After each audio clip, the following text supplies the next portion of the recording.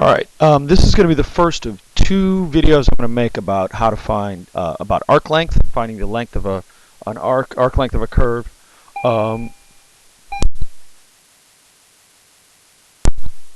In this video, I'm going to show you the formula for finding it, how to find how the formula is derived, what the formula is. In the second video, I'll show you how to apply the formula to a couple of different problems. So here's the kind of problem you're going to get. I've got find the length of the arc from x equals a to x equals b on the curve y equals f of x. So here, this curve here, we've got y equals f of x. And we're trying to find the length from this point right here to this point here. So we're trying to find the length of the arc along this curve right there. Okay, the red part. What we're going to do, in effect, I'll give you kind of an overview. What we're going to do, in effect, is divide up this long distance into infinitely many, infinitely small distances. Yes, this should sound very familiar. Infinitely small distances like this, and then we are going to add them up. Just like with the shell method we did for volume, the disk method we did for volume, we're going to use integration not to find area under a curve, but to sum up all of these infinitely many, infinitely small distances. All right, so that's an overview.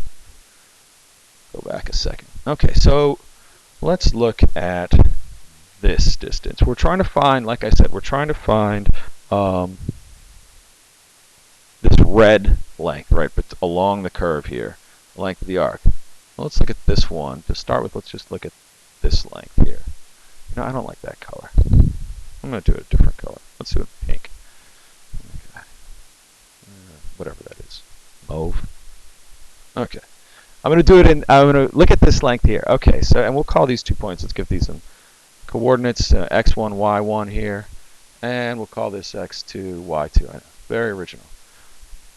Now, it should be obvious looking at this that the length along the pink here, this straight line distance from x1, y1 to x2, y2, is a poor approximation of the length of the arc, right? The length along the arc from x1, y1 to x2, y2. That's fine. But what is the length of this? What is the length of this straight line? Let's just start with that because we can at least we know what that is. Well, let's just use our plain old distance formula. We're going to have the square root of x2 minus x1 squared plus y2 minus y1 squared. And I'm going to rewrite that. I'm going to think of, well, x2 minus x1, that's just the change in x, delta x, from x1, y1 to x2, y2. So that's just this distance along here, the change in the x value. And y1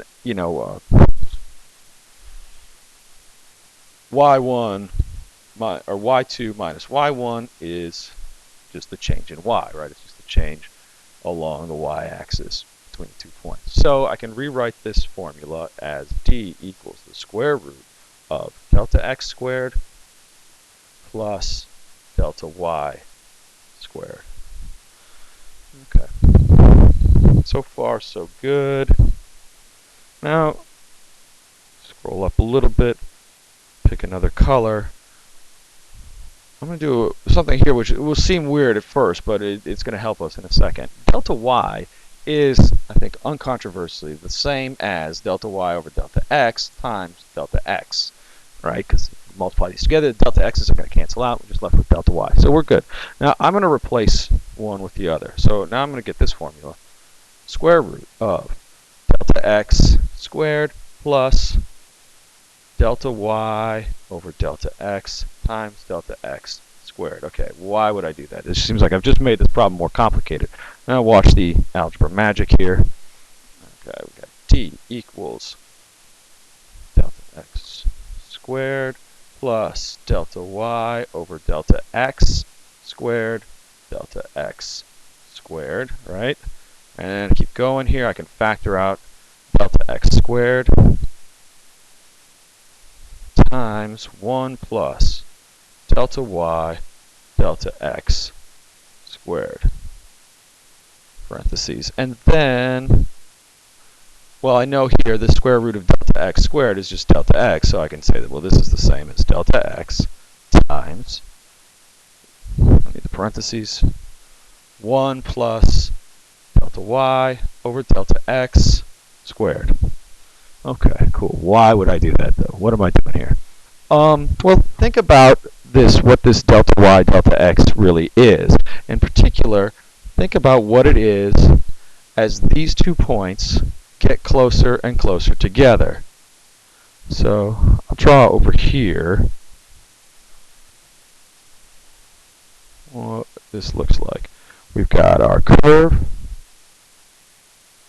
and we've got, let's say, 2 points. But now, instead of being really far apart like they were, we'll say they're really getting very close together. That is to say, the limit as delta x goes to, we're looking at the limit as delta x, or delta y, goes to 0. These two things are getting very close together. Well, in that case, delta y over delta x is going to be very close to the slope of the tangent, color what I want, red, slope of the tangent anywhere, somewhere right in that range, right in between, you know, our x1, y1, and x2, y2, which are now extremely close together. So it gets very close to f prime of some value that's in between here, in between x1 and x2, and I'm just going to call it c, ci, c sub I. So the delta x, delta y over delta x, as delta x gets very, very small, gets very close to the slope of the tangent line, or the first derivative of f at c1, c sub I. Okay. If you believe that, we can move on. If you don't believe that, I don't totally blame you, but it's going to work. What's going to happen now? All right. I'm going to replace some stuff in here. So now I've got d is equal to delta x times the square root of 1 plus f prime of c sub I squared. Okay, all I've done is then, as delta x gets very, very small, then this distance is going to get very, very close to this distance. What can I do with this? Why did I do this? Well, if I rewrite it, I'm just going to rewrite it. D equals, I'm going to switch things around in the hopes that that will make things slightly more transparent. Now, what do I have? I have d equals some this thing, which is a function of f, and then this thing, delta x here. That's a function of f prime, rather. And what is that? That's a distance, that's the length of a very, very, very, very, very short distance here. So if we go back to our original graph, it's like I've got the distance from here to right here, right? These two little things. Now, the length the thing I'm looking for is this whole big length. But it's pretty obvious that this whole big length from x1, y1 all the way around to x2, y2 is just the sum of all these infinitely many, infinitely small distances right here. Well, that means I'm going to take each one of these little distances. So this is right here. This is my little distance. If I want the arc length, which is again what we were looking for, and which in math standardly the convention is to denote this by lowercase s, that's going to be the sum from I equals 1 to n, however many of those little distances we've made, and we've got infinitely many of them, the sum from I equals 1 to n of the square root of 1 plus f prime ci squared delta x. All right, it's going to be all those things together. Now, right, now we see the magic. Oh, this is magic because what is this here? What is this thing, right? What is this sum here? That's a Riemann sum. That is our old friend, Riemann. Okay, Riemann sum. And the Riemann sum, as you of course remember, is our definition of the definite integral. So we can say that the arc length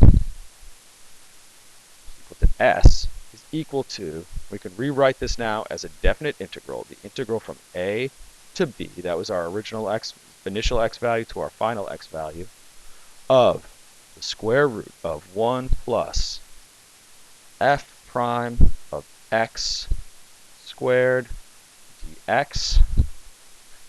And that's it. How awesome is that? We've got a formula now. And I'm going to jump pages because I've got it written down more pretty over here. And a more formal definition, but here's my formula. S equals the integral from a to b of the square root of 1 plus the first derivative of f of x squared dx. And as I said here, the arc length, if y equals f of x, is a smooth curve.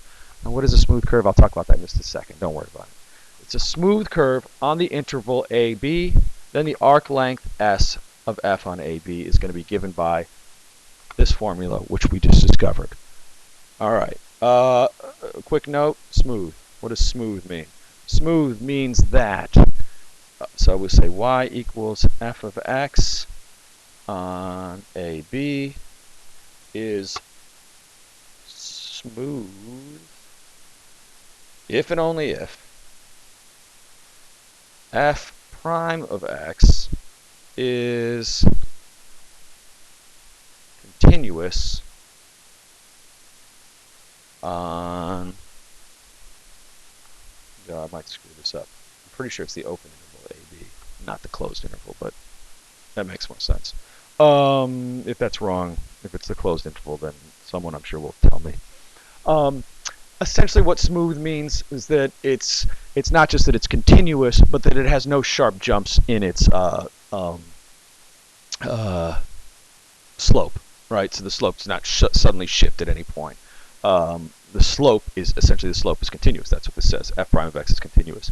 That's a side note. You're not going to have to worry about that so much. What you really need to worry about, I don't want to overload you with detail here, is this formula here. In the next videos, I'll come back and I'll look at some some problems using this formula. All right.